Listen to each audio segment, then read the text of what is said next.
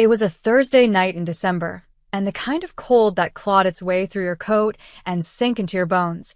The city of Chicago wrapped in sleet and sirens, while inside the sinkhole the air was thick with warmth, neon lights bleeding into the walls, music humming low, and the smell of whiskey clinging to everything. Jordan Hayes moved behind the bar like she belonged to it, because in a way she did.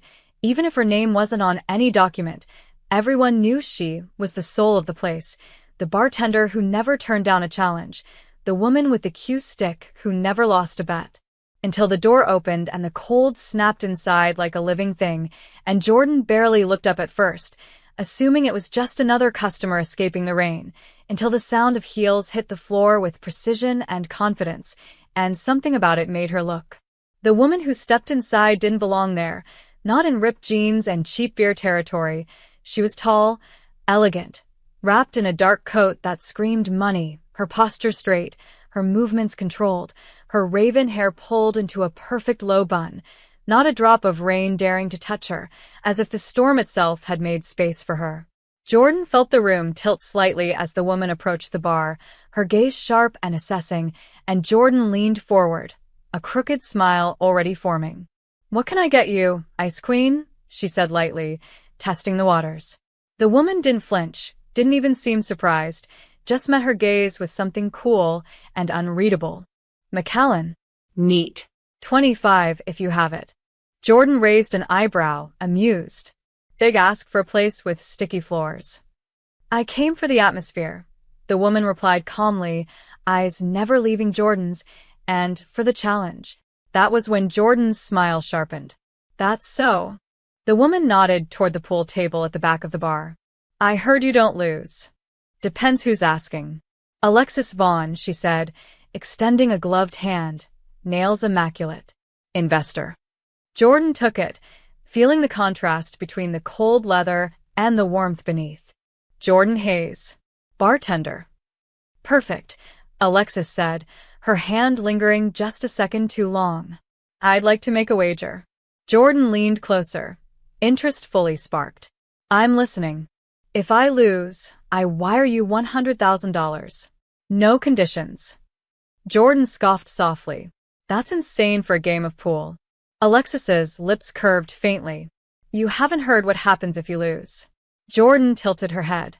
"Enlighten me." "You become my fiancée," Alexis said smoothly. Jordan stared at her. "I'm sorry, what?"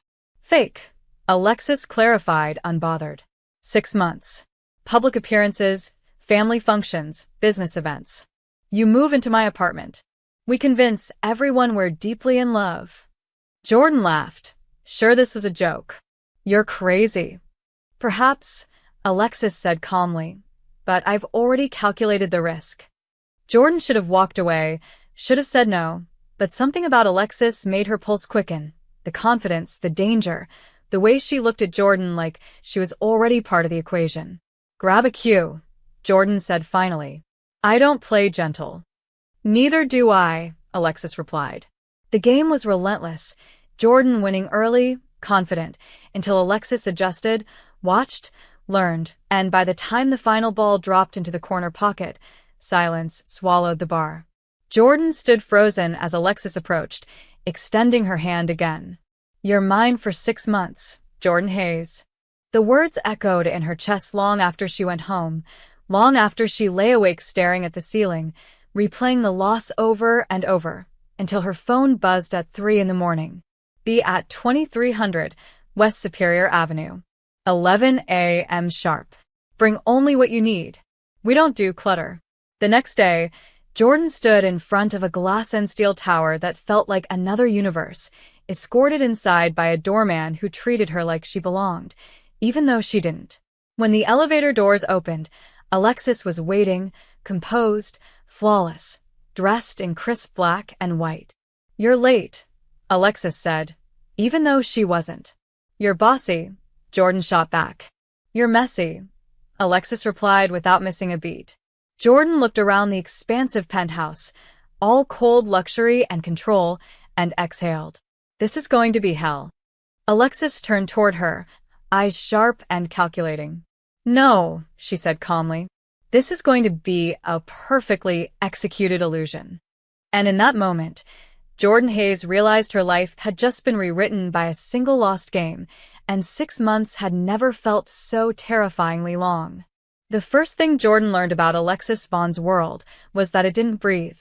The penthouse was so clean, so symmetrical, so perfectly curated that it didn't feel like anyone actually lived there. It felt like a museum.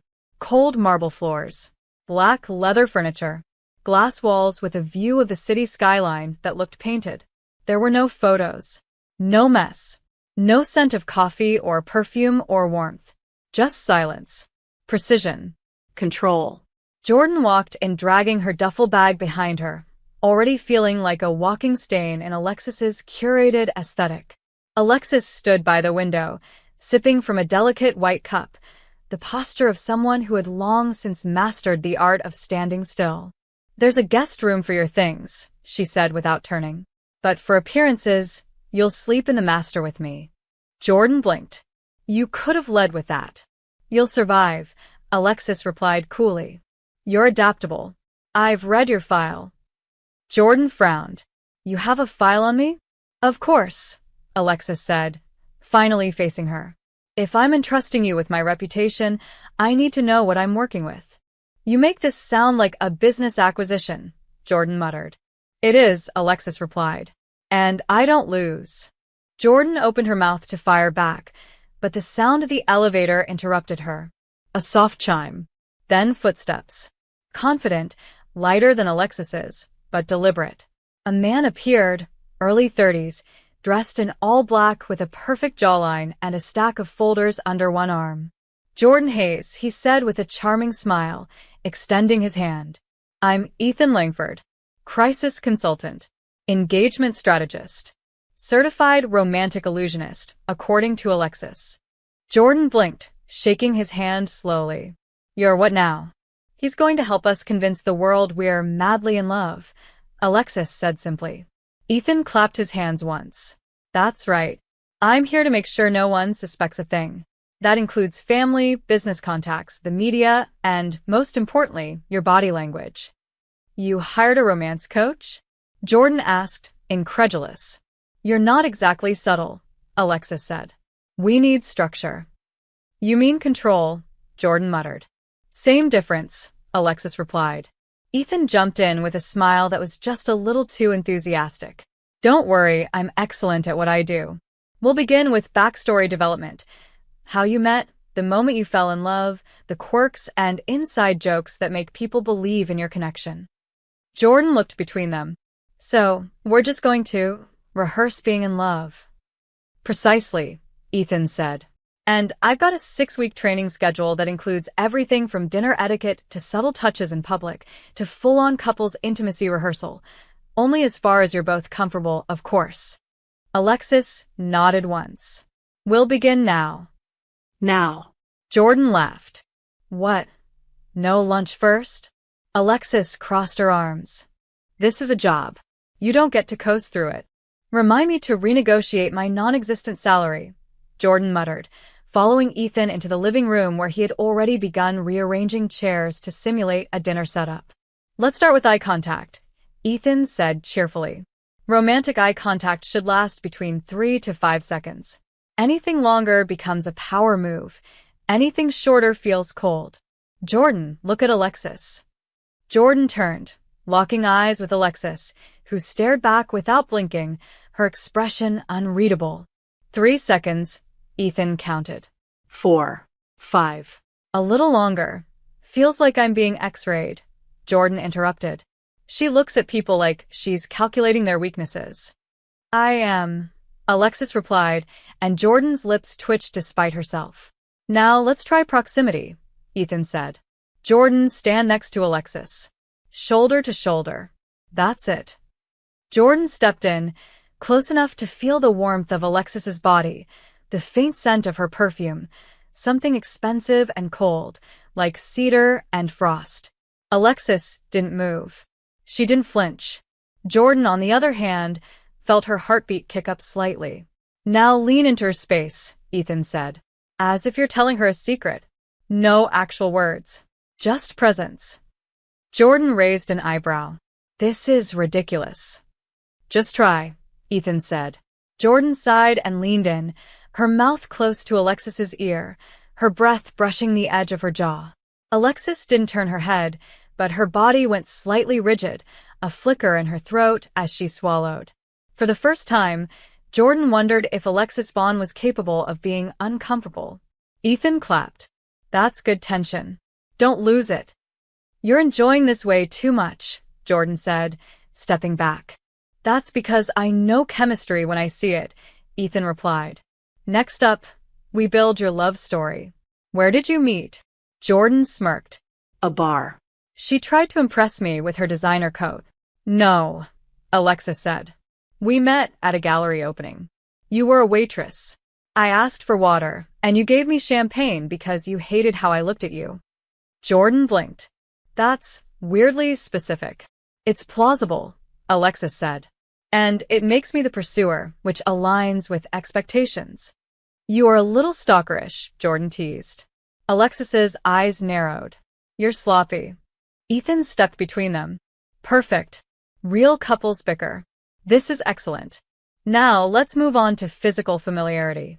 I want you to hold hands for at least 10 minutes while we go over key details you'll need for the first family event. Jordan stared at him. 10 minutes. Minimum, Ethan said. You need to get comfortable with touch. It has to feel effortless. Alexis extended her hand without hesitation. Jordan took it, surprised by the firmness of her grip, the way Alexis's fingers interlaced with hers like it was a business deal. We'll be attending a fundraiser in 4 days, Alexis said. My family will be there. You'll need to remember names, connections, and avoid profanity at all costs. So I can't be myself, Jordan said. Correct, Alexis said without missing a beat. Jordan leaned back on the couch, still holding her hand. You're impossible. And yet you agreed to this, Alexis replied. Jordan looked at her for a moment, something unspoken flickering between them. Yeah, she said softly. I did. Ethan smiled. Great. We'll continue tomorrow. And Jordan, pack light. Alexis doesn't tolerate clutter. Starting to get that, Jordan muttered. But even as she said it, her thumb brushed unconsciously against the back of Alexis's hand. Just once. A small movement. A soft contact. Alexis didn't pull away. The black dress Alexis picked for Jordan was, in her words, strategic. It was elegant but understated, cut to hug her curves without being vulgar, with a slit just high enough to draw eyes without inviting scandal. Jordan had tried to protest. She wasn't used to wearing anything that didn't come with denim and boots, but Alexis silenced her with a single look. If we're going to convince anyone, including my mother, that you belong by my side, she said coldly, you'll have to start by looking the part. So Jordan had complied, teeth gritted, cheeks burning as she let Alexis zip her up in front of a full-length mirror in the bedroom they now shared. Alexis's fingers were steady, impersonal, like this was just another task to cross off her list. But when her hands brushed against the bare skin of Jordan's back, there was a moment, a flicker, where Jordan thought she felt her pause. Just for a heartbeat. And then it was gone.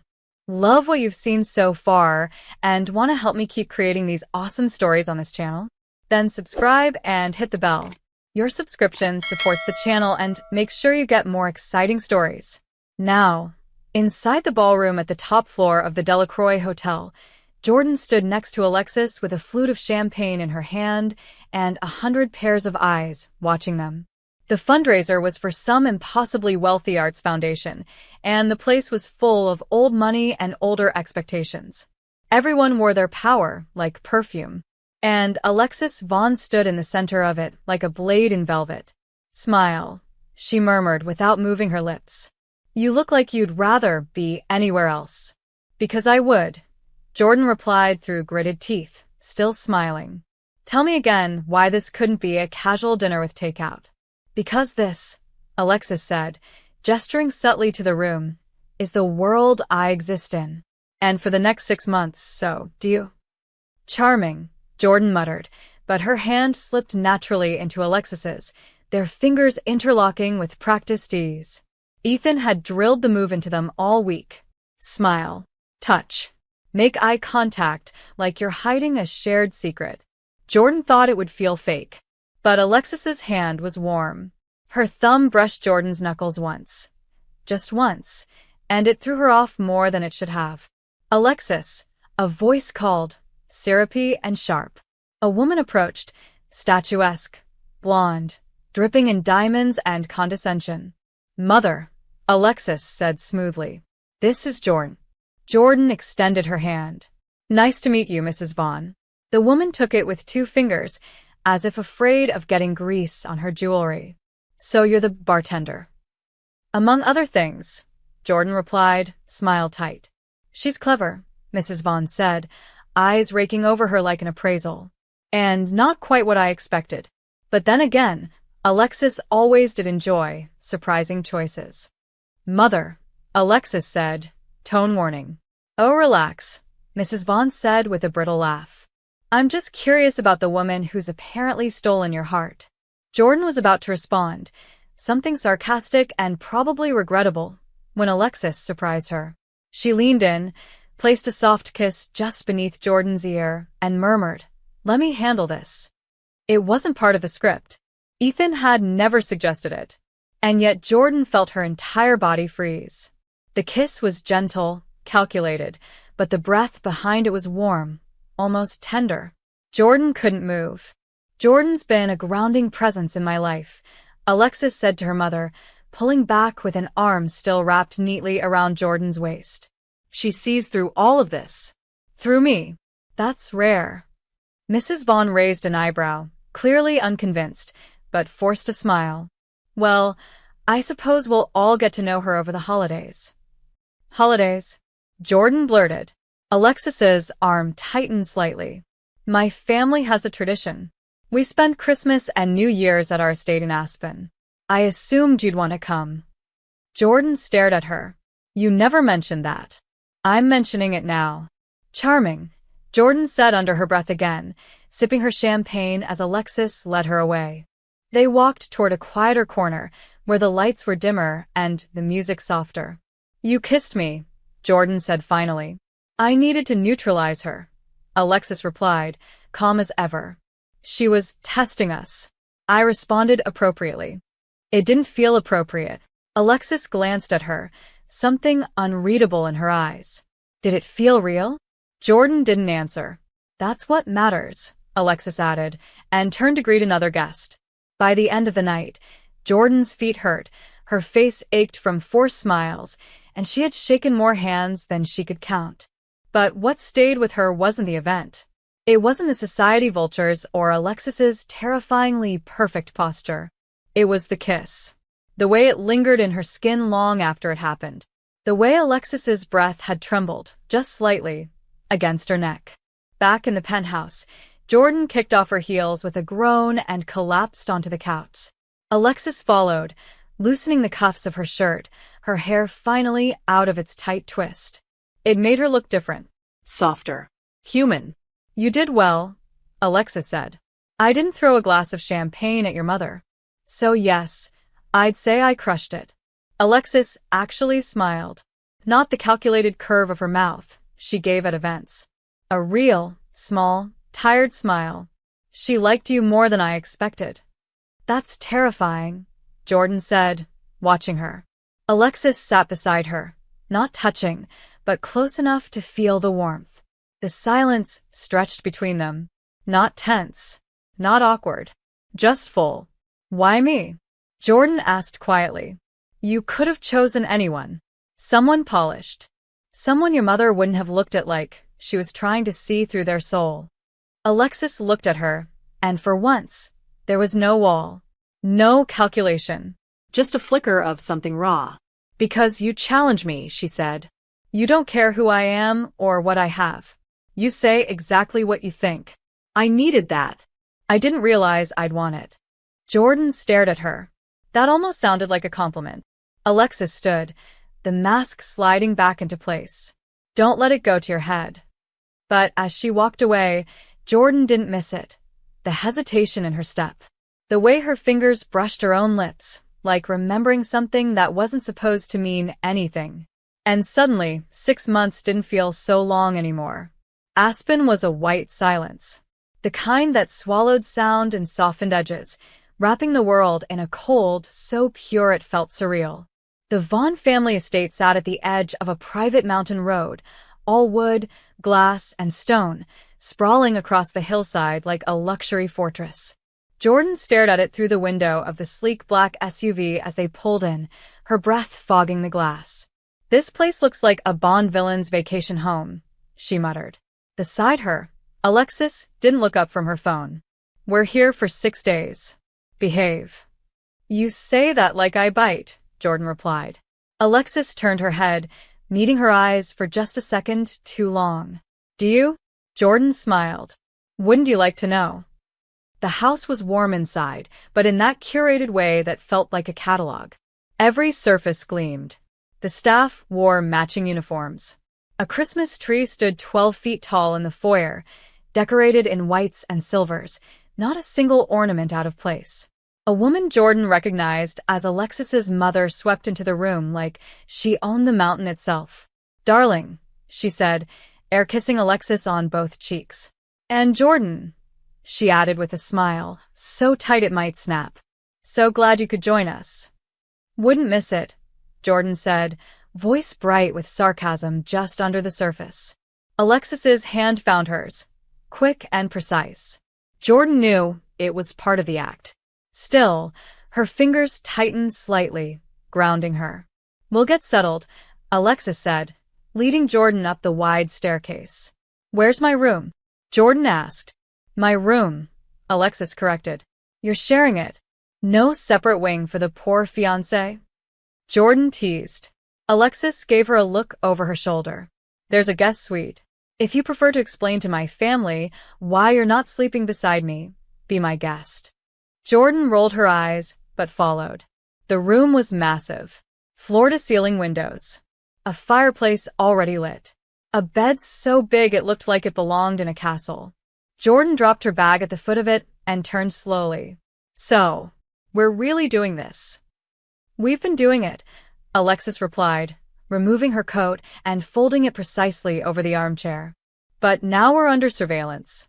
Every interaction matters. Every glance. Every touch." Jordan crossed her arms.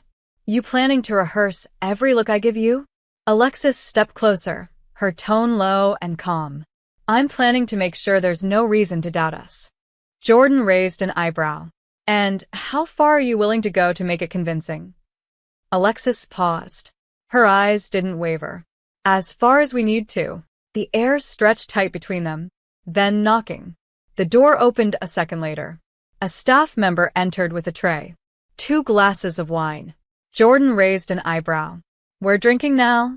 "My father will expect us downstairs in 30 minutes, Alexis said, taking a glass. "This is for you. To survive it." "You have that much faith in me?" "None," Alexis replied, handing her the glass. "That's why I'm giving you a head start." Jordan took the wine, watching Alexis from over the rim as she drank. Something in Alexis's expression softened. Just for a breath. Then it was gone. Dinner was formal. A long table with too many utensils, candles that smelled like money, and enough tension to snap steel. Jordan sat beside Alexis, their shoulders brushing with every movement.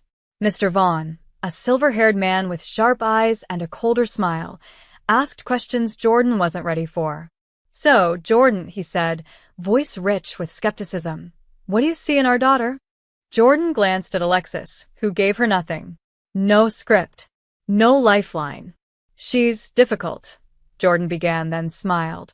"But honest. Smart. And she makes me want to try harder. Be better." "That's new for me." There was a pause. The table watched. Then Alexis slid her hand over Jordan's under the table. A small thing, meant to be seen by no one. But Jordan felt the heat of it down to her ribs. "How did you meet?" Mrs. Vaughn asked. Alexis took that one. "Gallery opening," she said smoothly. "She spilled champagne on me and argued about Picasso."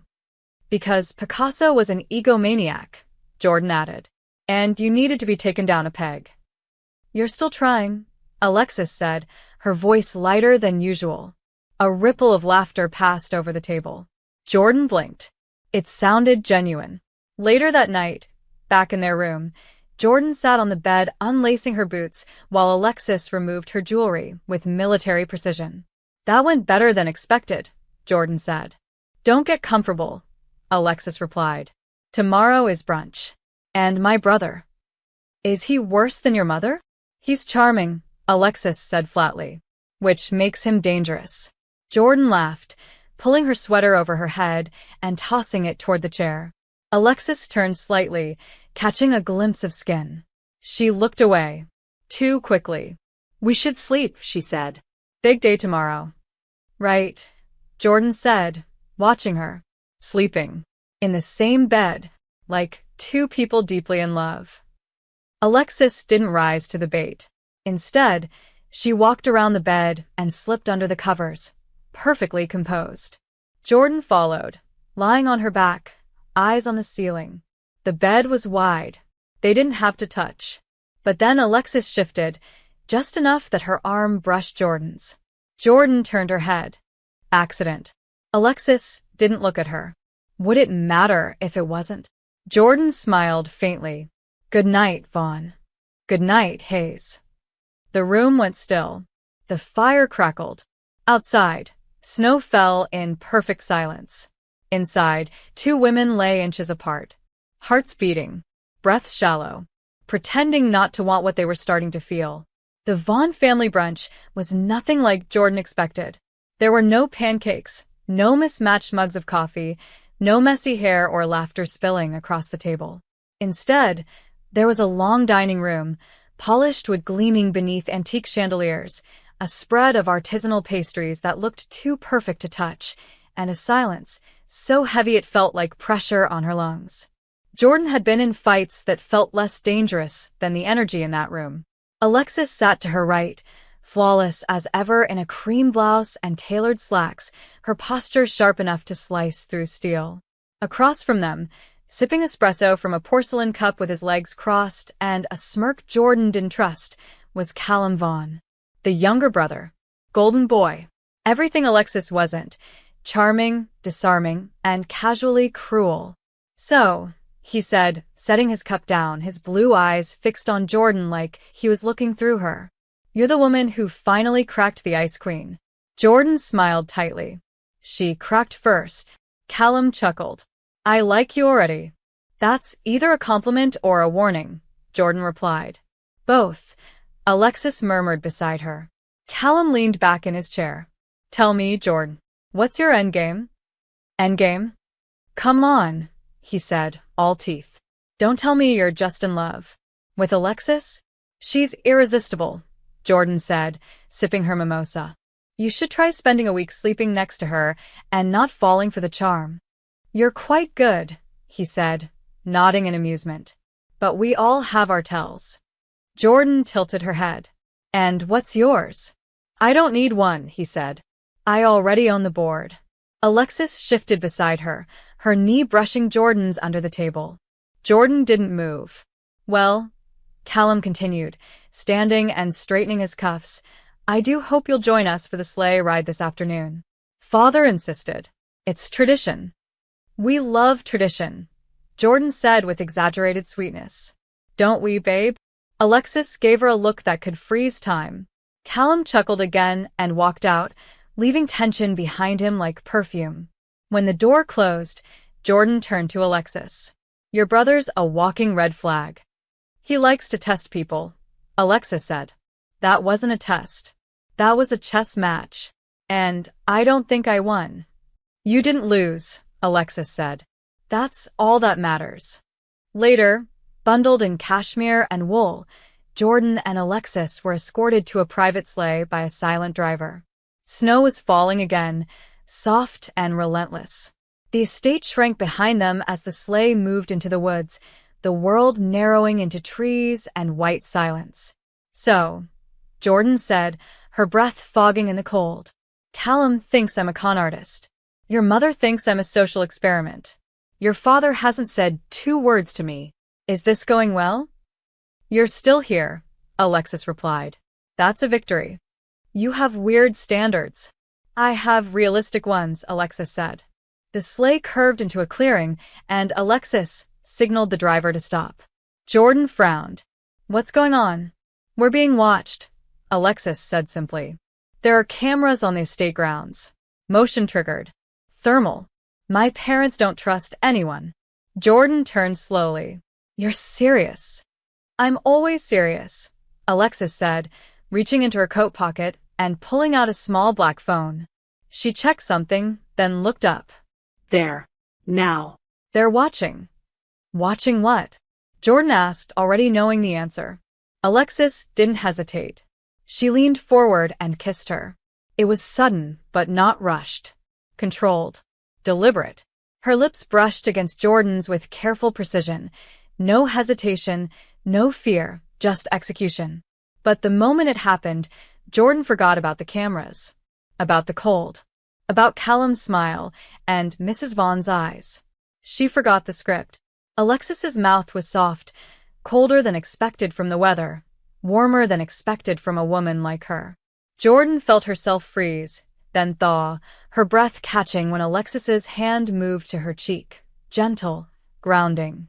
She didn't pull away quickly. She let it linger.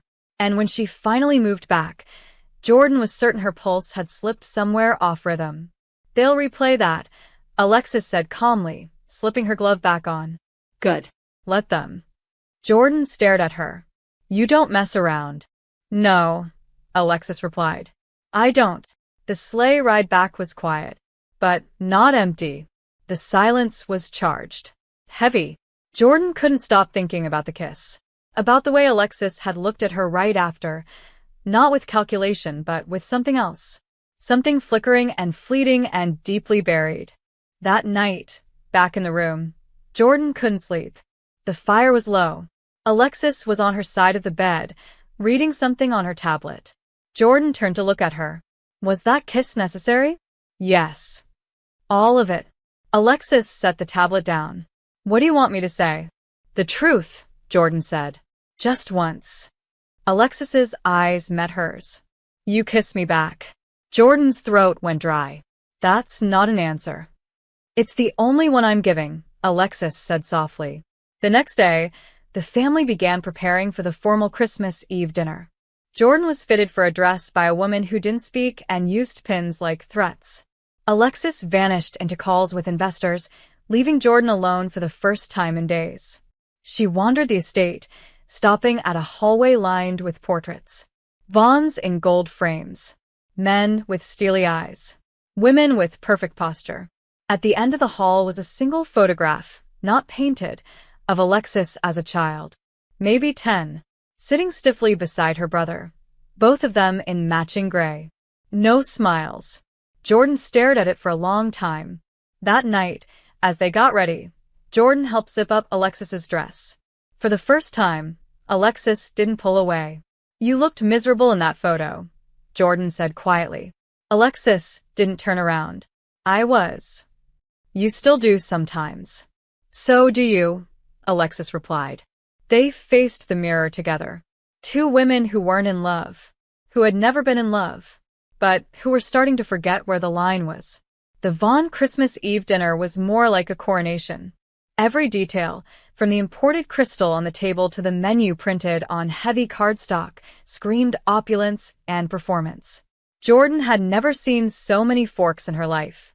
The dress Alexis had chosen for her was dark green velvet, off the shoulder, cinched at the waist, classic, commanding, elegant. Jordan barely recognized herself in the mirror. And beside her, Alexis in black satin, hair twisted into an effortless knot, looked like she'd been born to rule a kingdom she didn't even want. They were a vision. Perfect. Untouchable. A lie wrapped in silk and wine. But underneath it, everything was starting to crack. Jordan felt it in the way Alexis barely looked at her that afternoon. In the clipped tone when she handed her a bracelet and said, "Wear this. It belonged to my grandmother." In the silence between them when they stood outside the ballroom doors, about to face the family again. "Ready?" Alexis asked. "Always," Jordan replied. Alexis gave her a look, unreadable. Then smile. And don't drink too much. You're no fun, Jordan muttered. I'm not here to be fun. No, Jordan said, her voice lower now. You're here to survive your family. And you're using me to do it. Alexis didn't respond. Didn't need to. Jordan saw the answer in her eyes.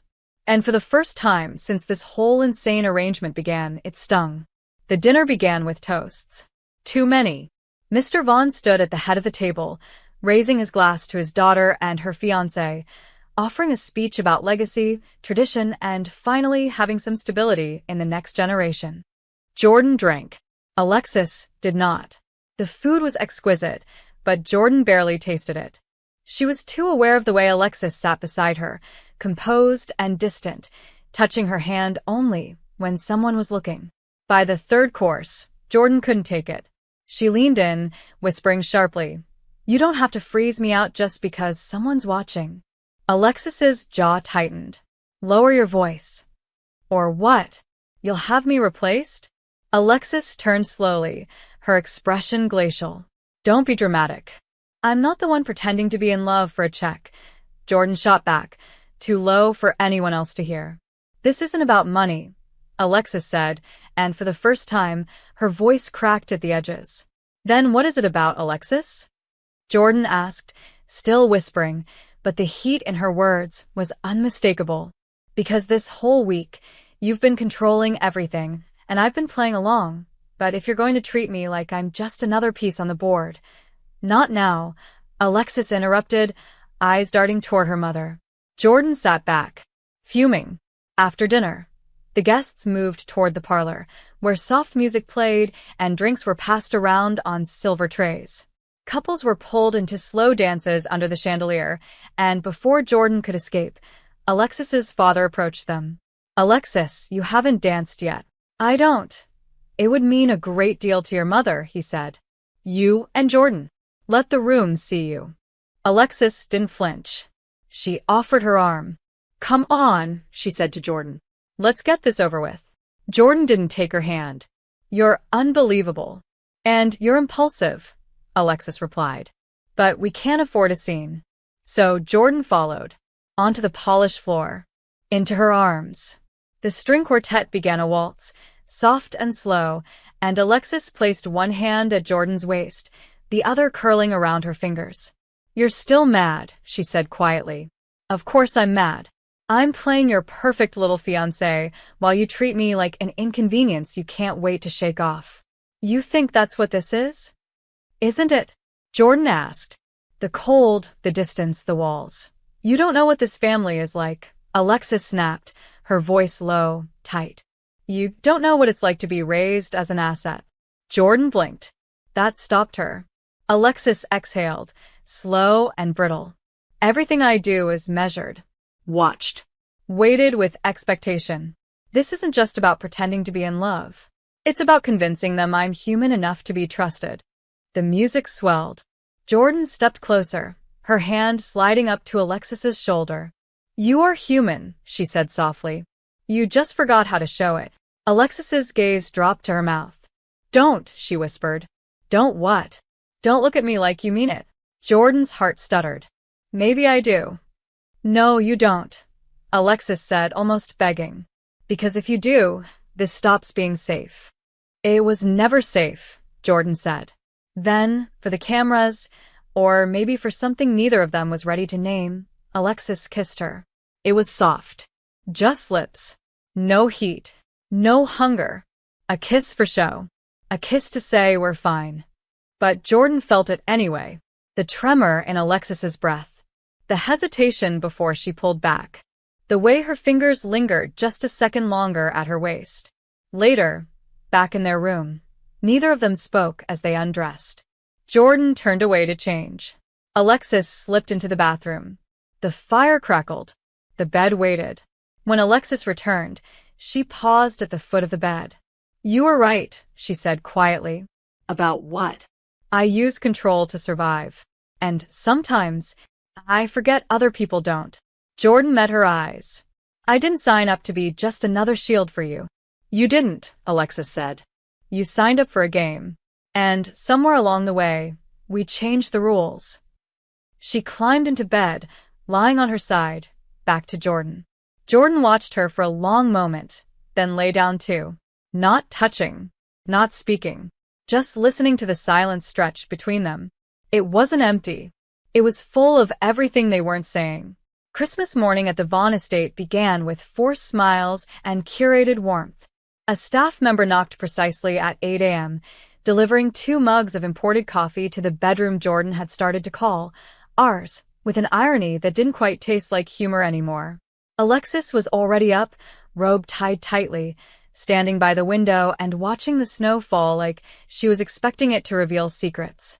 Jordan sat up slowly, running a hand through her hair. "Merry corporate-sponsored Christmas," she muttered, reaching for the coffee. Alexis didn't smile, but something in her face relaxed, almost imperceptibly. "We're expected downstairs in 20 minutes. Matching coats are hanging in the closet."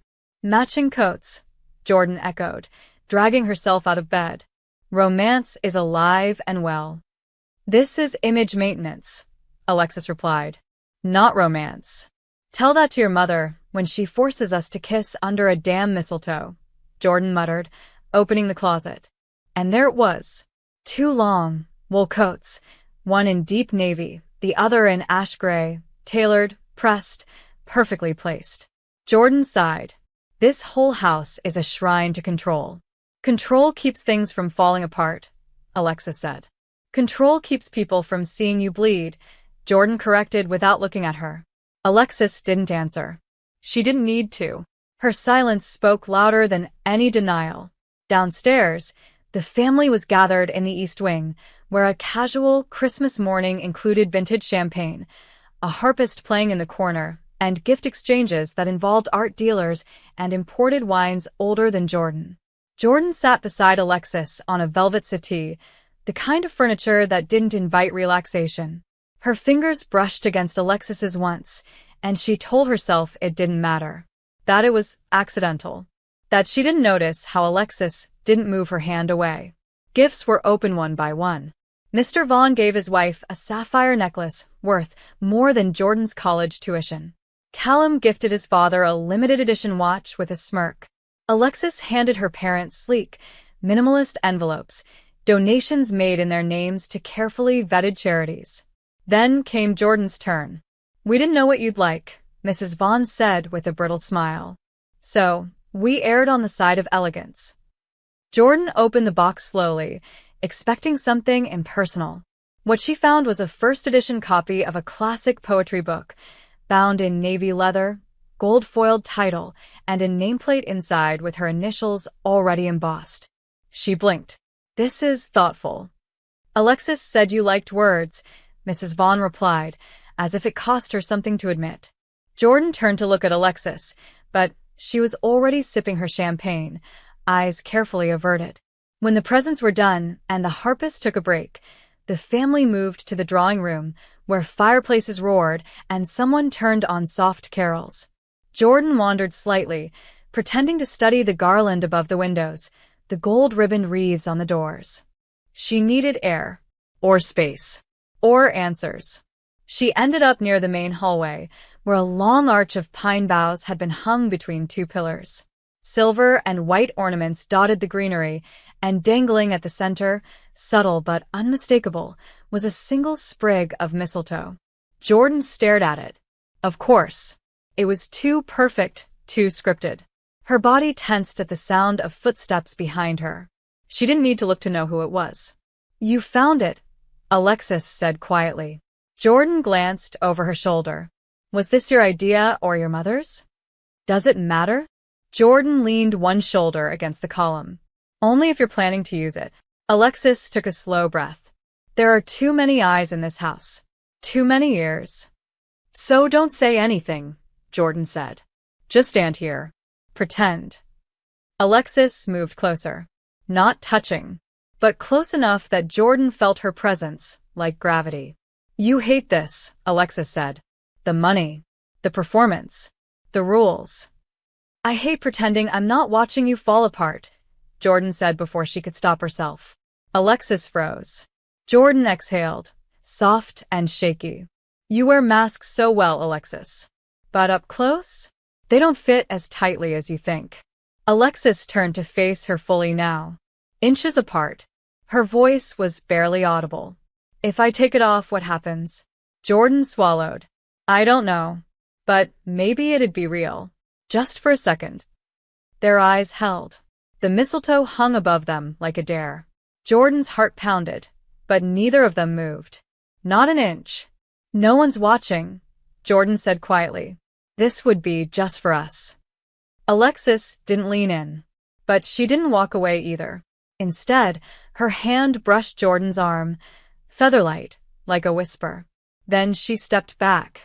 Dinner's at 6. She turned and left. Jordan stood there, pulse still racing, the mistletoe still overhead, and realized that silence had never been so loud. That night, dinner was even more formal. The estate glowed with candlelight and tension. Jordan sat beside Alexis, their hands never touching, their shoulders barely brushing. But beneath the table, their knees aligned, not quite touching but almost. And that almost was unbearable. Conversation drifted around them. Laughter, toasts, carefully planned stories. Jordan played her part. She laughed when expected, held Alexis's gaze when spoken to, smiled when she wanted to scream. But when dessert arrived, a delicate creation of spiced pears and cream, Alexis leaned in and whispered, I asked for that book weeks ago. The poetry. I told them you'd appreciate it. Jordan blinked. Her breath hitched. Why? Alexis didn't answer. She just sipped her wine, calm as ever. But when they rose to leave the table, Alexis placed a hand lightly at the small of Jordan's back, a gesture no one commented on. No one even seemed to notice. But Jordan felt it everywhere. The day after Christmas, the Vaughn estate felt quieter. Not peaceful, never peaceful, but quieter in that sterile, curated way that only luxury can be. The halls were still lined with garlands, the staff still moved with mechanical grace, and the snow outside hadn't stopped falling. But there was a sense that something was winding down, like even the weight of perfection was tired. Jordan sat in the reading room alone, curled into one of the few armchairs that actually looked like it had been used. Her hands were wrapped around a mug of tea, a gift from the kitchen staff after she wandered in asking for anything that didn't come with a wine list. The poetry book lay open on her lap. She wasn't reading it. Not really. Her eyes kept drifting toward the window, where the pine trees swayed under the snow, and the world looked like something out of a painting. Behind her, footsteps. She didn't need to turn.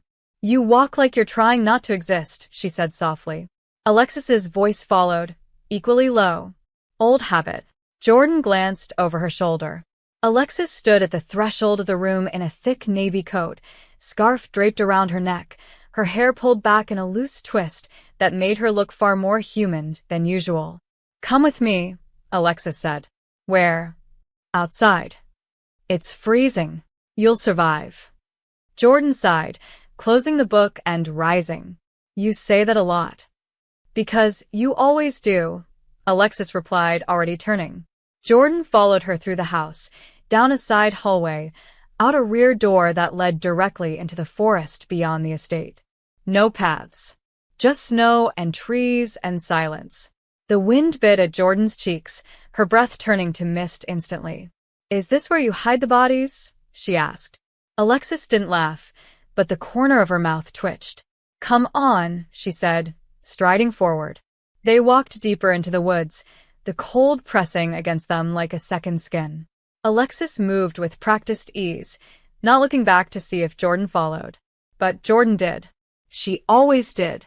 Eventually they reached a clearing, a ring of pines enclosing a small wooden bench, barely visible under the snow. Alexis brushed it off and sat. Jordan stayed standing. So, she said, arms crossed against the cold. Are we having a dramatic moment in the woods? Or is this the part where you finally admit you're in love with me? Alexis looked up, her eyes softer than usual. Neither. Damn. I was hoping for a plot twist. Alexis gestured to the empty space beside her. Sit. Jordan hesitated, then did. The bench creaked beneath their weight. For a long moment, neither of them spoke. Then Alexis said, "I used to come here as a kid, when it got too loud inside." Jordan turned to look at her, surprised. "Loud? That house is a mausoleum." "Not sound loud," Alexis said. "Expectations loud. Eyes loud. Pressure." Jordan studied her. "You hid out here?" Alexis nodded. "I would lie in the snow and pretend it could swallow me whole. That it could freeze everything I felt until I didn't feel anything at all." Jordan exhaled slowly. "That's dark." "That's honest," Alexis replied. "You said you wanted the truth." "I did." Alexis looked away, her breath fogging the air. "My parents didn't accept things easily. When I came out, it wasn't a fight. That would have been easier. It was silence. Cold, polite, perfect silence. Like I had become a flaw in their design." Jordan's chest ached. She didn't know what to say, not at first. So she did the only thing that felt right. She reached out and placed a hand gently over Alexis's. "I'm sorry," she said. Alexis didn't pull away. Her fingers, cold at first, curled slowly around Jordan's. "It's why I made the deal," she said softly. "Why I needed a fiancé, even if fake. I didn't want to give them the satisfaction of choosing someone for me, of approving the right kind of partner. I wanted to make a choice that was mine, even if it started as a game." Jordan swallowed. "And now?" Alexis's eyes met hers. "Now I'm not sure what's real anymore." Jordan's throat tightened. The forest held its breath around them. "Neither am I," she whispered. They sat like that for minutes, or maybe hours. The snow falling. Their hands still joined. No one watching. No audience. No script. Just a woman who had built walls so high she forgot what sunlight felt like, and another who never asked for any of this, but was now holding something delicate and terrifying between her palms. Eventually, they made their way back to the house. Alexis didn't speak, but as they reached the door, she paused. Her hand brushed Jordan's shoulder. Not firm, not controlling, just present. That night, they packed. Tomorrow they would return to Chicago, to real life, to Ethan and strategies and appearances. But something had shifted. In their silences. In the way Alexis let Jordan brush a strand of hair from her face, without flinching. In the way Jordan watched her now, not with suspicion or frustration, but with a quiet understanding of someone who had finally seen the fracture lines beneath the surface. Chicago welcomed them back with gray skies and wet sidewalks, the city wrapped in that post-holiday melancholy where lights still hung in windows, but the magic had already bled out. The elevator ride up to Alexis's penthouse was silent. Jordan stood at her side, suitcase in hand, eyes fixed on the slow-moving numbers above the doors. Alexis didn't speak, didn't glance her way. The only sign she was even breathing was the soft twitch of her jaw. When the doors opened, the apartment greeted them like a stranger wearing a familiar face. Clean. Cold. Perfect. As if it hadn't missed them at all. Alexis moved quickly, disappearing into her office without a word. The door clicked shut behind her. Jordan stood in the entryway for a beat longer, suitcase still in hand, the weight of aspen thick in her chest. Then she dropped the bag beside the couch and walked to the kitchen, needing something solid. Coffee. Noise. Anything. The silence was too loud again. It didn't take long for Ethan to return. He showed up the next morning, perfectly dressed and painfully enthusiastic, tablet in hand. "Ladies," he said brightly, "Hope Aspen was everything I imagined and more. You survived the family gauntlet, I see. Excellent." Jordan gave him a look. "We weren't exactly lounging in matching pajamas." "But you didn't strangle each other, so I'm calling it progress," he replied, sliding into a seat at the kitchen island. "Now, we have work to do." "Already?" Jordan asked, sipping her coffee. "We just got back." "You're 6 weeks into a 6-month engagement," Ethan reminded them. "We need to intensify public appearances. Control the narrative." Which brings us to Friday. Alexis entered the room like a shadow wearing heels. "What's Friday?" "Annual New Year Gala hosted by the Metropolitan Women's Fund," Ethan said, already flipping through screens. "Major donors. Press coverage. LGBTQ plus outreach angle. Perfect chance to make a splash. You're attending. Together. Alexis didn't blink. Confirmed. There's also a photo op scheduled mid-event. Couple interviews. Absolutely not, Alexis said. You agreed to media presence, Ethan replied. That includes human interaction. Jordan leaned against the counter. What kind of questions? Relationship-based. First impressions.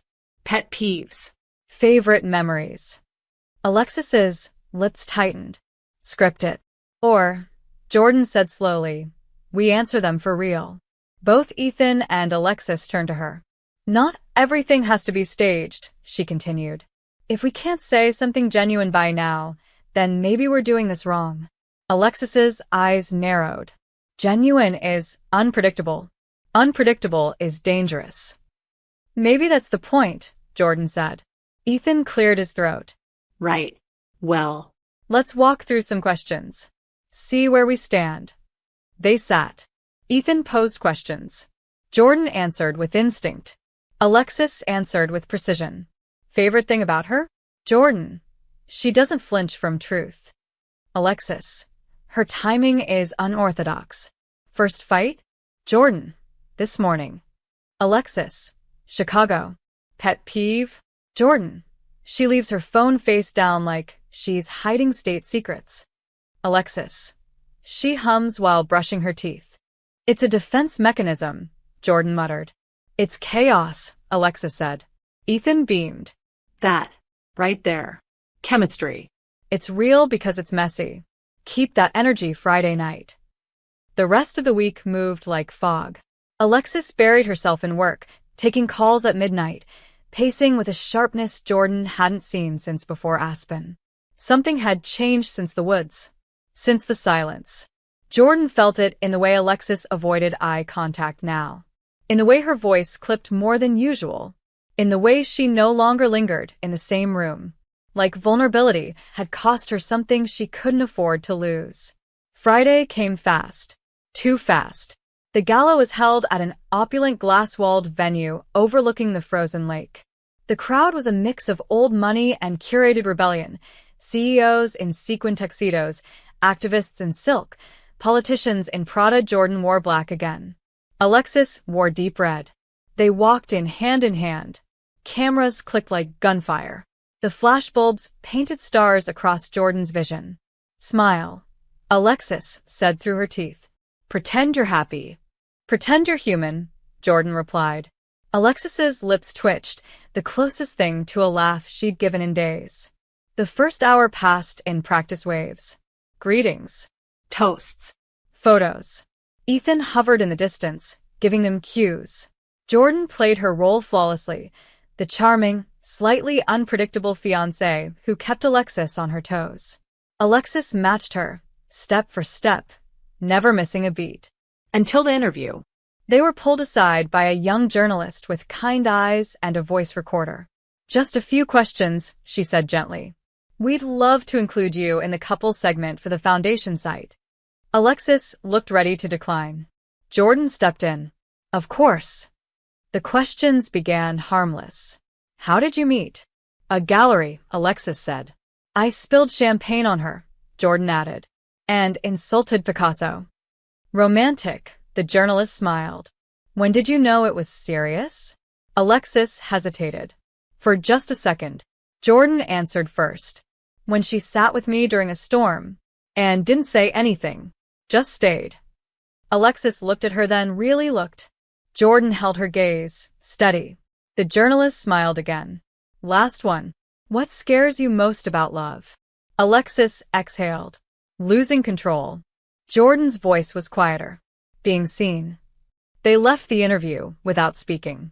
The rest of the night was a blur. They danced once just to be seen. Alexis's hand on Jordan's waist felt mechanical. Jordan kept her smile in place like armor. After midnight, the car ride home was silent.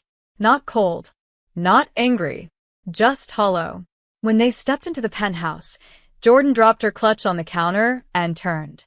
Why are you doing this? She asked. Alexis didn't pretend not to understand.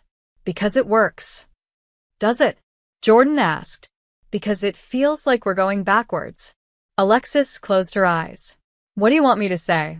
Something real, Jordan whispered. Just once. Alexis opened her mouth, then stopped. She turned away instead, walking down the hall, disappearing into her room. Jordan stood in the kitchen, her heart pounding. The apartment had never felt so cold, so quiet, so false. She was starting to forget where the performance ended and where the ache began. The storm hit Friday morning, but the news had started to crack the night before. Ethan called at 3 a.m., his voice sharper than usual, panic just beneath the surface. Someone's talking, he said. A leak. A blogger hinted at inconsistencies in your story, your timeline, Jordan's background. It's vague, but it's gaining traction. We need to control this. Alexis didn't flinch. She never did. What do you suggest? You disappear for the weekend, Ethan said. Together. Quiet, tasteful retreat. I've secured a cabin 2 hours from the city. Post a few pictures. Be seen at a local market. Feed the fantasy. Give them something beautiful to distract them. A PR love getaway, Jordan muttered, sitting on the edge of the bed, hair a mess, voice thick with sleep. Romantic. It's necessary, Ethan said. If the media digs too deep, this all collapses. Alexis agreed within seconds. Of course she did. She always chose the cleanest solution, the most efficient route. But Jordan saw the tightness in her shoulders, the tension in her jaw. Alexis didn't like being cornered. She liked being in control. And this wasn't control. This was survival. The cabin was stunning. A modern build tucked into a quiet patch of forest, all warm wood, glass walls, and an endless view of trees. The kind of place designed to make city people feel like they'd found nature without ever stepping in mud. Alexis barely spoke on the drive. She kept her eyes on the road, her fingers gripping the steering wheel like it was the only thing keeping her tethered. Jordan didn't push. Not yet. She knew that silence well. It wasn't anger. It was armor. They arrived late afternoon. Snow had already begun to fall. The cold was softer here, not biting like Chicago, but still enough to keep them close to the fire once they stepped inside. Jordan dropped her bag in the open-concept living room, walking to the floor-to-ceiling windows. Well, she said quietly, at least if we implode here, it'll be scenic. Alexis didn't respond. She walked past her, straight to the kitchen, and began unpacking groceries like they were mission objectives. Jordan watched her for a moment, then stepped forward slowly. You okay? Alexis didn't look up. Fine. You don't look fine. Because I'm tired, she said a little too fast. Because this isn't how it was supposed to go. Jordan took another step. What did you think would happen, Alexis? That we'd play pretend, fool your family, secure the deal, and walk away untouched. Alexis finally looked at her. Yes. Then you underestimated yourself. Or I overestimated you, she snapped, instantly regretting it. The silence after was thick. Jordan exhaled. Do you really believe that? Alexis looked away. I don't know what I believe anymore. Jordan nodded slowly. Okay. Then let's stop pretending for one night. No cameras. No press. No scripts. Just us. Alexis hesitated, then nodded once. They didn't talk much as they made dinner, pasta, wine, too many pauses. The snow outside picked up, blanketing the trees in white. After eating, Jordan lit the fireplace and they sat on the couch, wine glasses in hand, feet tucked beneath them. The silence this time was intense. It was soft. Heavy, but not hostile. Like something was waiting to be said. Finally, Alexis spoke. When I was 13, I told my mother I liked a girl in my math class. Jordan didn't move. Just listened. She didn't scream. Didn't cry. She just looked at me and said, "Don't say that again. Not here. Not ever." Her voice was flat, almost distant. I didn't. Not until college. Even then, I kept it sanitized. Appropriate. Hidden. Every time I showed softness, it got used against me. So I learned how to make myself untouchable. Jordan's chest ached. She reached over, gently setting her wine glass down, then turned fully toward Alexis. No one should have to erase who they are to be accepted. Alexis stared at the fire. Her voice was barely a whisper. I thought I could fake my way to safety. Build something clean. Controlled. But you, she stopped. Her hands clenched. You're messy. You challenge me. And I don't know what to do with that. Jordan reached out, slowly, carefully, and placed her hand over Alexis's. You don't have to do anything. Just let me be here. Alexis didn't respond. Her throat worked. Her jaw tightened. And then, for the first time, her eyes filled. She turned her face away quickly, but not fast enough. Jordan saw the tear before it fell. Don't, Alexis said, voice cracking. Please don't look at me like this. Like what? Jordan asked, voice gentle. Like I'm breakable. You're not breakable, Jordan said. You're exhausted. There's a difference. Alexis tried to hold it together. She always did. But the dam had cracked. Her shoulders trembled. Her fingers gripped Jordan's. And then she broke. Quietly. Completely. She didn't sob. She didn't wail. It was a quiet unraveling, breath hitching, body curling in just slightly, like she was trying to disappear. Jordan moved instinctively. She set her wine aside, pulled Alexis gently into her arms, and held her. No questions. No commentary. Just warmth. Steady and quiet and safe. Alexis didn't resist. She folded into her like she was collapsing into gravity. Her face tucked against Jordan's neck, her breath shaking. Jordan's hand moved slowly up and down her back, soothing, anchoring. You don't have to be perfect with me, she whispered. You don't have to be anything but real. Alexis didn't answer. But she didn't pull away. And when the tears slowed, when the shaking eased, she stayed there, in Jordan's arms, in the silence, in the only place she hadn't needed to perform in years. The fire crackled. The snow fell. And Jordan held her like she'd never let her go. The cabin disappeared behind them like a dream they weren't sure had happened. No words were spoken on the drive back to Chicago, but the silence was no longer empty. It was thick with everything that had shifted between them. Jordan didn't reach for the radio. Alexis didn't check her phone. The silence wasn't cold. It wasn't distance. It was weight. And neither of them knew what to do with it. When they reached the penthouse, Alexis stepped out of the car, walking ahead without glancing back, her coat pulled tight, her steps faster than usual. Jordan followed slowly. She wanted to reach out, say something, hold something. But the space between them had become delicate again, like ice that could crack with too much pressure. Alexis disappeared into her room. Jordan stood in the kitchen, staring out at the city skyline, knowing they were back to pretending. And hating it. The next morning, Ethan arrived early with a box of croissants, a fresh espresso in hand, and a wide, suspiciously cheerful smile. Good morning, my favorite dysfunctional power couple, he greeted, dropping his tablet on the counter. How was the getaway? Jordan didn't answer. Alexis said nothing. Ethan took a sip of his drink. Right. Emotionally repressed silence. Must have gone well. Get to the point, Alexis said, her tone tight. Ethan grinned. Vogue. That got her attention. What? Vogue, Alexis. They want a feature. A spread. Power, passion, and prestige. The face of the new elite couple. Cover shoot, full article, circulation in print and digital. Jordan blinked. Wait. Vogue wants to photograph us. Yes. And not just photograph, interview, document, immortalize. This is major exposure. Good press. Powerful narrative. It shows stability, commitment, glamour. All the things we've been faking so well. No, Alexis said immediately. Absolutely not. Alexis, Ethan warned, you've spent months crafting this. If we don't own the narrative now, someone else will. This buys us credibility. It's exposure, Alexis said. And exposure is risk.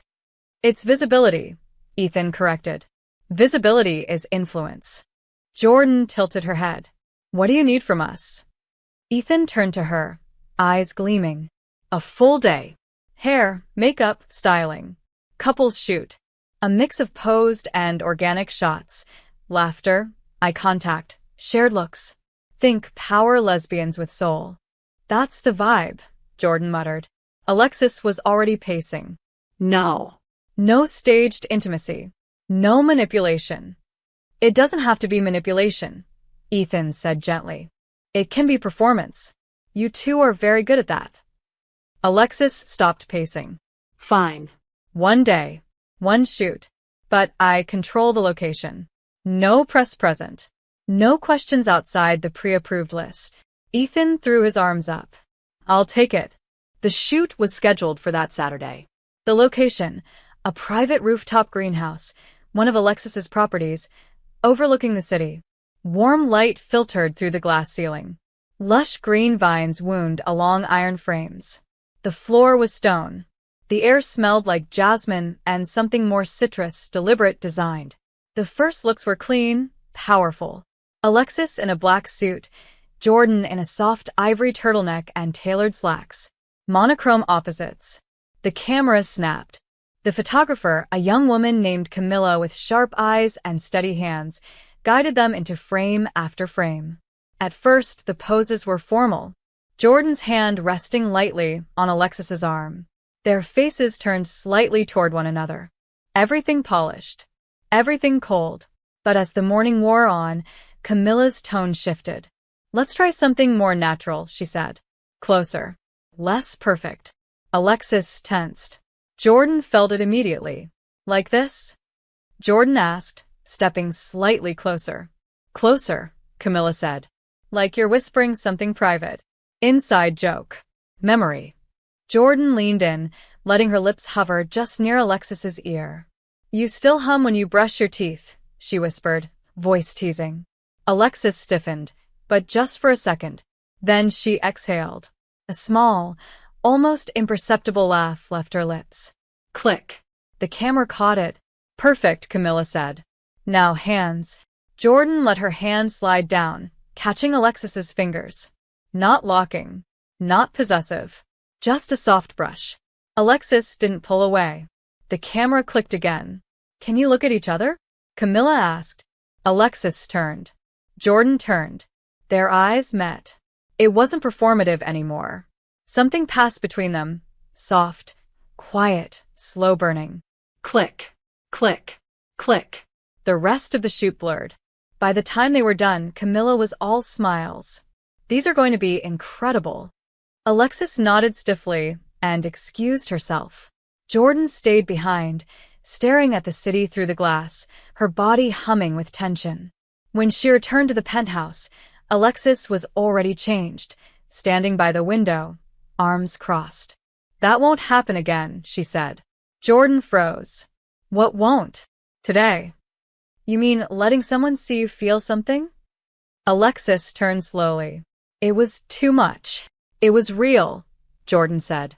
And that scares the hell out of you, doesn't it? Alexis looked at her. And for once, there was no anger in her eyes. No sharpness. Just tired honesty. Yes. Jordan took a step closer. Then let it. Alexis didn't answer. Didn't move. Jordan stood there for a long moment, waiting. Hoping. But Alexis turned away. I need space. Jordan's heart cracked. Not loudly. Just enough to feel. Fine, she said. Take it. That night, they didn't share a bed. The walls between them weren't made of silence anymore. They were made of fear. And Jordan didn't know how to break through them without getting hurt. The Vogue editorial dropped on a Wednesday morning, and by noon the internet had already lost its mind.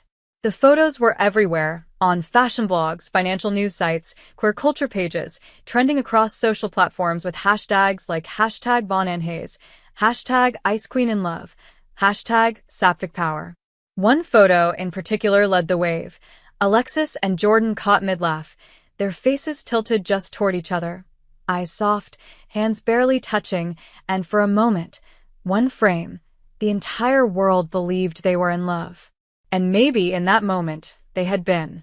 Just a little. Enough to bleed through the lens. The Vaughn Foundation's social team capitalized immediately, resharing the editorial with captions about legacy and love and leadership with heart. Donors reached out. Old rivals sent congratulations.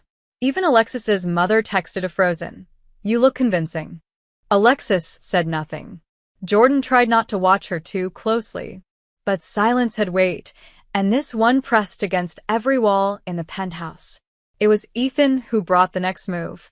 "There's a gala Saturday night," he announced as he swept into the living room with his usual storm of energy. "The Heritage Foundation. Exclusive guest list. Black tie. They want you both there." Alexis didn't look up from her laptop. "We've done enough."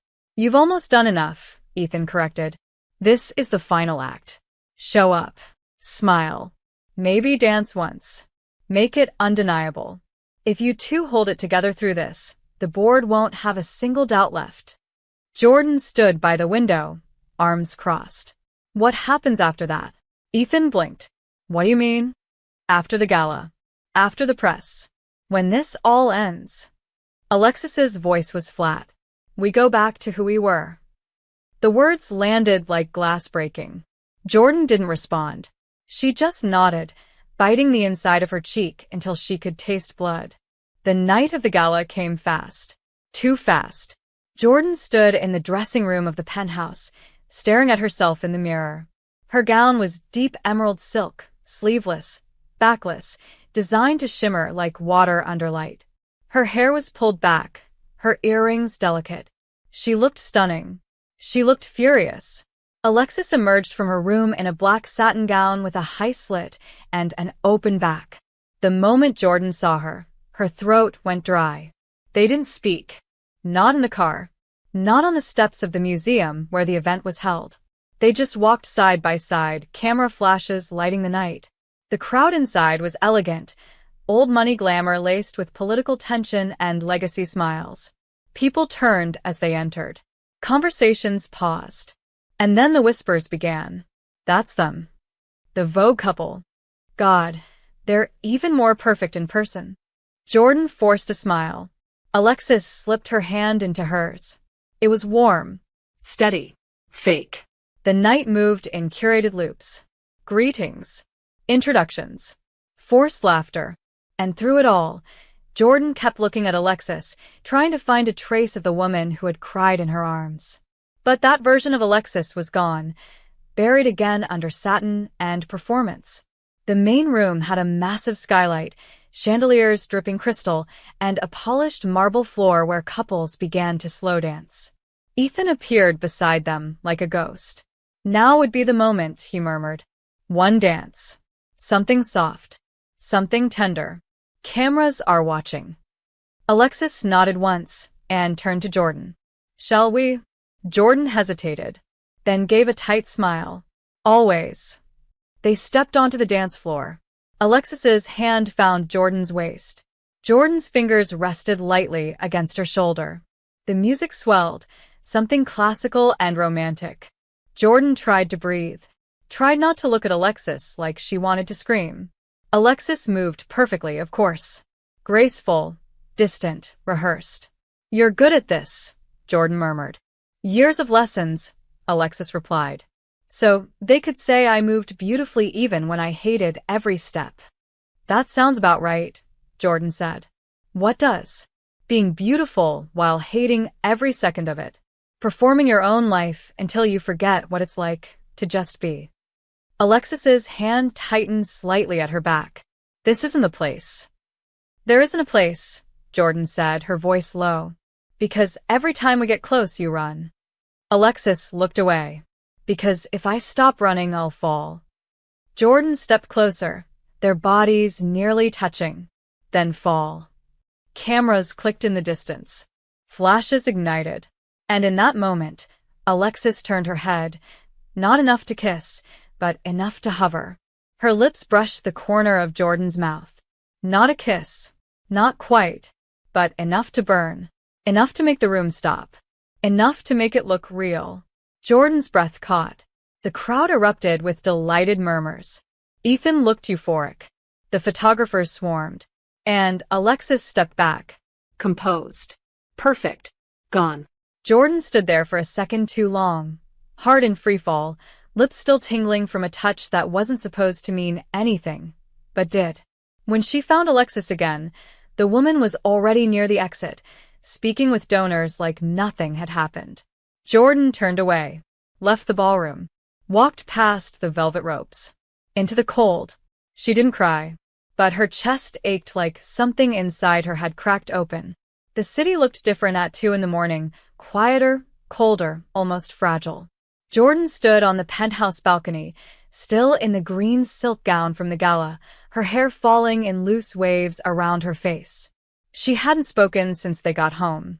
She hadn't even taken her heels off. She needed the ache in her feet, the cold in her bones, the silence in her ears to keep from feeling the sting that still lived on the corner of her mouth, the ghost of a kiss that meant everything to her and nothing to Alexis. Or, at least, that's what she told herself. The door slid open behind her. She didn't turn.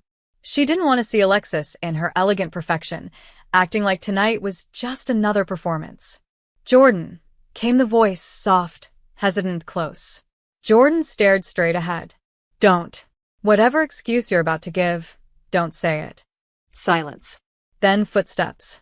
Alexis moved beside her, not touching, just standing close enough for Jordan to feel the heat radiating off her. "I'm not here to explain," Alexis said quietly. "I'm here to tell you the truth." Jordan laughed, bitter and low. "Now? Now you want to be honest?" "Yes." Jordan turned, slowly, finally facing her. "Why now?" Alexis met her gaze, and there was nothing cold in her eyes this time. No distance. No mask. Just something raw. Something terrifying. "Because I've spent months pretending not to feel anything. And I can't do it anymore." Jordan's breath caught. Alexis stepped closer. "Tonight, I kissed you like it didn't mean anything. And it wasn't the first time. I've touched you, held you, looked at you like it was all part of the plan. But it wasn't. Not for a long time." Jordan's voice was tight. "Then why did you keep running?" Alexis's jaw trembled. "Because you made it real.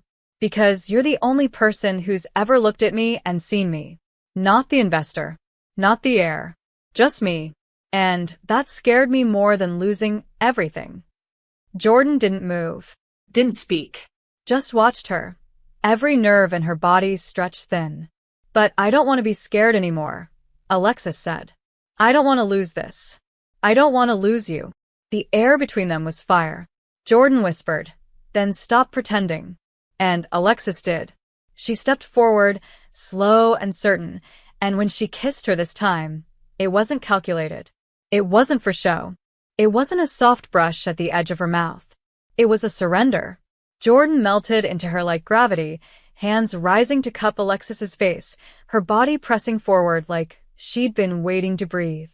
Alexis kissed her like she was terrified and desperate and home all at once, like this was the only thing she'd been sure of in years. There was no choreography now. No angle for the cameras. Just mouths meeting again and again, breathless and real, the kind of kiss that made the world go silent. When they finally pulled apart, Alexis was breathless, her forehead resting against Jordan's. "I don't know how to be this," she whispered. "I don't know how to love someone like you without ruining it." Jordan's hand slid down, fingers tracing the line of her jaw. "Then we'll figure it out. Together." Alexis exhaled shakily. "I don't want to go back. I can't." "Then don't," Jordan said. "No more walls. No more scripts. No more lies," Alexis promised. "No more hiding." Jordan nodded, eyes burning. "Just us." Alexis kissed her again, slower, deeper, with a kind of aching reverence that made Jordan feel like something sacred. They didn't go to bed right away. They sat on the floor of the living room, still in their gowns, still breathless, curled into each other, like something fragile and new. Alexis talked more that night than she had in all the months they'd known each other, about the weight of expectation, the loneliness of success, the shame of never being enough for the people who claimed to love her. Jordan listened, and when she spoke, it was about her own fears, about falling for someone who couldn't love her back, about being seen and then discarded, about wanting too much from someone who didn't know how to give it. But here, in this quiet, something shifted. There were no roles left. No parts to play. Just two women who had fought their way to the same place and found each other at the end. Around 4 a.m., they finally stood. Alexis reached for Jordan's hand, not as a performance, not as an obligation, but as a choice. And Jordan took it without hesitation. They walked to the bedroom together. Not rushing, not burning, just together. When they lay down, they didn't undress, didn't touch beyond fingers intertwined. They faced each other in the dark, hearts still thundering, breath still trembling. "I'm here," Alexis whispered. "I'm not running anymore." And she meant it. The morning after the kiss felt different. Not just in the air between them, which was softer now, warmer. Not just in the way Alexis's fingers brushed Jordan's when they passed in the kitchen, or how her eyes lingered when she thought Jordan wasn't looking. It was in everything. In the way the penthouse finally felt like a place someone lived in, not just something curated for appearances. In the way Jordan poured 2 coffees instead of 1. In the way Alexis smiled, real, rare, and just for her. But peace was never meant to last long in their world. Especially not theirs. It was Ethan who delivered the fallout. He barged in around 10 a.m., his usual crisp shirt slightly wrinkled, a detail that, on Ethan, was as good as a red alarm. "There's a problem," he said, tablet already unlocked. Alexis barely looked up from her coffee. "You say that every time you walk in." "This time I mean it," Ethan said, spinning the screen around to show them a headline. Sources question validity of Von Hayes' engagement. Too perfect to be real? A board member's assistant leaked details to a gossip site, Ethan explained. They're spinning it into a conspiracy theory, PR stunt, corporate manipulation, all that. It's gaining traction. The Von board is watching closely. Alexis went still. And at least one member is requesting a formal conversation. An internal review. If they think you lied to them, they could stall your transition, maybe block it entirely. Alexis stared at the screen. Her mask didn't shatter. It didn't even crack. But Jordan could feel the tension returning to her like muscle memory. "When?" Alexis asked. "Tomorrow morning," Ethan said. "You and Jordan will both be there." What? Jordan asked, blinking. "Me? You're the fiancé, remember?" Ethan said. "If they want proof this is real, you have to give it to them." Together. Alexis stood slowly, her voice cool. "Then we'll give them what they want." But later, when they were alone again, Jordan watched her pace by the window, arms crossed, teeth dragging over her bottom lip. "You're scared," Jordan said gently. "I'm calculating," Alexis replied. "No," Jordan said. "You're scared. And that's okay." Alexis turned. "If this goes wrong, then we tell the truth," Jordan interrupted. "All of it." Alexis froze. "You'd risk that." "I already did," Jordan said, stepping forward. "When I kissed you back. When I stayed." Alexis didn't answer, but her hand reached out, quiet, trembling, and Jordan took it. The next morning, the boardroom was cold, formal, oppressive. 12 people sat at a long table, dressed in muted suits and tighter expressions. Alexis wore black again, her armor, but Jordan could see the difference now. She wasn't hiding. She was preparing. "Ms. Vaughn," the chairman said, glancing over his glasses, "there have been questions raised about your engagement. Timing, visibility, authenticity. As this decision concerns the future leadership of the Vaughn Investment Group, transparency is essential. We've asked you both here today to clarify." Alexis nodded once. "I understand. Is this engagement real?" Another board member asked. "Yes," Alexis said. "Are you in love?" Alexis paused. Just a second. And then, to Jordan's surprise, she turned to her. "You tell them," she said softly. Jordan blinked. "Me? You're the reason it's real," Alexis said, her voice quiet but steady. "So, let them hear it from you." Jordan looked at the board. 12 eyes. 12 judgments. 12 futures. And then she looked at Alexis. Only one truth. "It started as a bet," Jordan said calmly. A ripple moved across the table. I lost a game of pool. And the deal was, if I lost, I'd become her fake fiancé for 6 months. Silence. Alexis didn't flinch. Jordan continued.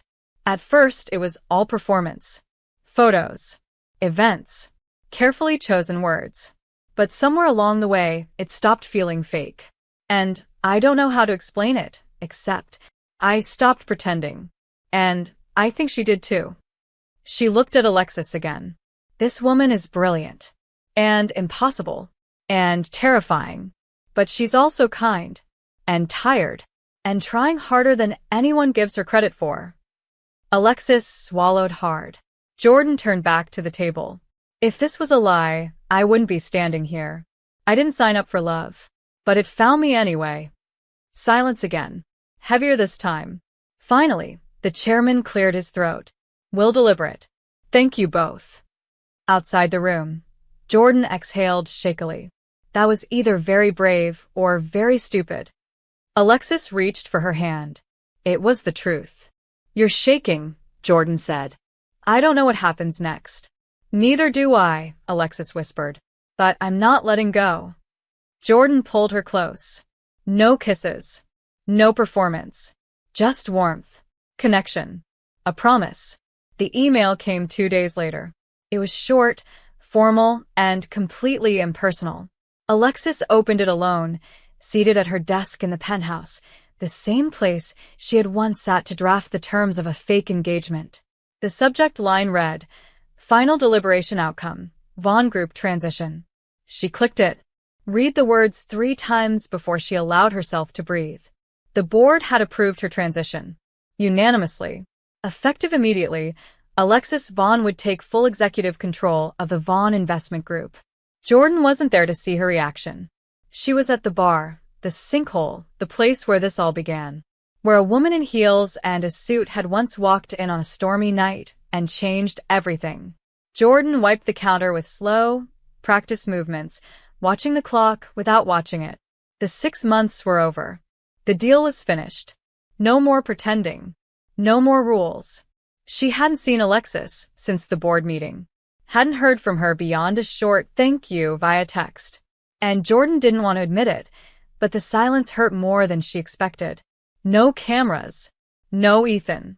No deadlines. Just an ending. She had told herself not to fall. She had promised she wouldn't. But Alexis had looked at her like she meant everything. Had kissed her like it was salvation. Had held her like she was home. And then walked away. The door to the bar opened. Jordan didn't look up right away. We're closed, she called automatically. Not for me, said a voice she would never mistake. Jordan froze, then slowly lifted her gaze. Alexis stood just inside the doorway, not in a suit, not in armor, just jeans, boots, a gray sweater that hung slightly off her shoulder. No makeup, no performance. Her hair loose. Her eyes vulnerable. What are you doing here? Jordan asked, carefully neutral. Alexis stepped forward. I got the company. Congratulations. That's not why I'm here. Jordan raised an eyebrow. Then why? Alexis's voice didn't waver. Because I realized I don't want to start this new chapter of my life without you in it. Alexis, let me say it, she interrupted gently. For once, let me say everything. No games. No plans. Jordan said nothing. Just waited. Alexis took a breath. When I walked into this bar 6 months ago, I thought I was making a calculated decision. I wanted control. I wanted results. I thought I could manage the chaos by choosing someone completely outside my world. She stepped closer. But you didn't let yourself be managed. You challenged me. You teased me. You saw through me. And you made me feel things I didn't think I was allowed to feel. Another step. You held me when I broke. You stood by me when I was silent. You gave me the space to be real. Jordan's eyes burned. Alexis smiled just a little. I don't want to pretend anymore. I don't want to hide. I love you, Jordan Hayes. And I don't want a fake fiancé. I want you. All of you. If you'll still have me. The silence that followed wasn't empty. It was electric. Jordan walked around the bar, slow, steady, until she was standing right in front of her. "You left without saying goodbye," she said quietly. "Because I didn't trust myself to walk away if I kissed you again." "Then don't walk away this time," Jordan whispered. Alexis didn't. She leaned in, and this time there was no rush, no fear, no disguise. Just lips meeting in a kiss that was everything the others hadn't been. Deep, slow, certain. It was a promise. A beginning. A home. Jordan's arms wrapped around Alexis's waist. Alexis held her like she'd never let go. When they finally broke apart, breathless and smiling, Jordan said, "So what now? No contracts. No rules." "Now," Alexis said, eyes shining, "we build something real. One day at a time." Jordan grinned. "And you still owe me a rematch." "I'm not making that bet again." "Why not?" "Because this time," Alexis whispered, brushing her thumb over Jordan's cheek, "I already know I'll lose." "Thank you so much for being here and for believing